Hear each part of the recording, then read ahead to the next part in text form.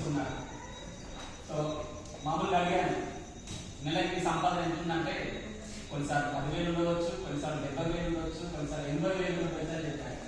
అట్లా మన దానికోసం సంస్థలో ఒక పని నేర్చుకొని ఇప్పుడు బయట నుండి ఆ యొక్క ఫ్యామిలీని పోషిస్తూ ఉన్నాడు. మరి అదేవిధంగా ఇంకోటి మంచిది ఏంటంటే ప్రతి సంవత్సరం కూడా మన యొక్క దానికోసం రామకృష్ణకు వచ్చేసి తనకున్న దాంట్లో ఎంతో కొంత మనందరికీ కూడా అందిస్తూ ఉన్నారు.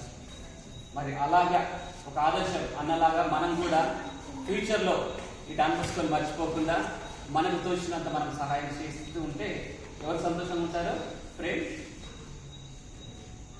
నిన్నటి రోజున సూరజ్ బర్త్డే ఉండే. సూరజ్ బర్త్డే రోజు ఏం చేశారు, ఫాస్ట్ పీపుల్ వాళ్ళు ఇక్కడ మన డాన్బస్కోలు చదువుకొని వెళ్ళిపోయిన వాళ్ళే వచ్చి ఈసారి నుంచి మేము ఎవరిదైనా కానీ బర్త్డే ఉంటే ఆ విధంగా చేస్తామని వాళ్ళు ముందుకు వస్తూ ఉన్నారు.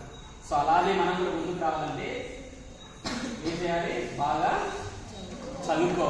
చదువుకొని చెప్పినటువంటి పని చేస్తే మనం కూడా ఏదో ఒక సమయంలో ఏదో ఒక పొజిషన్లో ఉన్నప్పుడు మనం కూడా వేరే వారికి సహాయం చేయొచ్చు, అందించవచ్చు. ఇట్లా అందించవచ్చు, నా దగ్గర ఉన్నాయి రా బాబు నేను సహాయం చేస్తానని అందించవచ్చు కదా. ఈరోజు మన వాళ్ళ ఫ్యామిలీ కోసము మరి వారి యొక్క తరగతి కోసం అందరినీ కూడా లేచి నిల్చొని ప్రారంభించారు.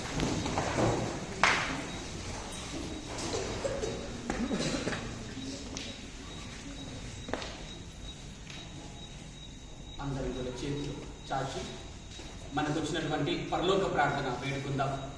ఆ యొక్క పరలోక ప్రార్థన ద్వారా దేవుడు వారి యొక్క కుటుంబాన్ని దీవించి ఆశీర్వదించాలని, వారి యొక్క కుటుంబంలో శాంతి సమాధానం దయచేయాలని, ఎల్లప్పుడూ వీరందరూ కూడా వారి యొక్క కుటుంబ సభ్యులందరూ కూడా శాంతి సమాధానంతో ఐక్యమత్యంతో ఉండే విధంగా మనందరం కూడా పరలోక ప్రార్థన ద్వారా మన కోసం మా యొక్క కుటుంబ సభ్యుల కోసం పెట్టుకుంటాం.